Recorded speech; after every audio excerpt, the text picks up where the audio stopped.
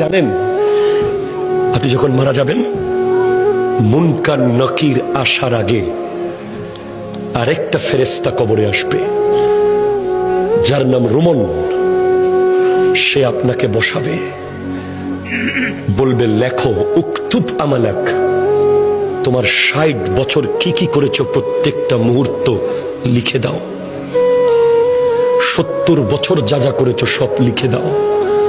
৯০ বছর যা যা করেছো সব লিখে দাও। আপনি জীবনে একটা বাজারের লিস্ট লেখেন নাই, আপনি জীবনে একটা দোকানের হিসাব লেখেন নাই, আপনি ট্যালেন্ট ছাত্র ছিলেন, শুধু লিখতে বিরক্ত লাগে বলে আপনি ফার্স্ট ক্লাস পান নাই কলেজে ইউনিভার্সিটিতে। আপনাকে ৬০ বছরের লেখা লিখতে হবে। প্রশ্ন করবেন, এই ফেরেশতা কালি কোথায় পাবো এত?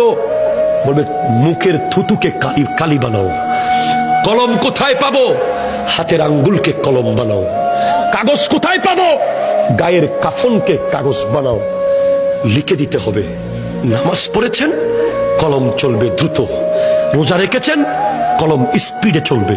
দান করেছেন, কলম স্পিডে চলবে। মা বাবার খিদমত করেছেন, কলম দ্রুত চলবে। সুদ খেয়েছেন, কলম চলবে না। ঘুষ খেয়েছেন, কলম চলবে না। জুলুম করেছেন, কলম চলবে না। মিথ্যা বলেছেন, কলম চলবে না। নাটক দেখেছেন, কলম চলবে না। বাটপারি করেছেন, কলম চলবে না। নামাজ পড়েন নাই, কলম চলবে না।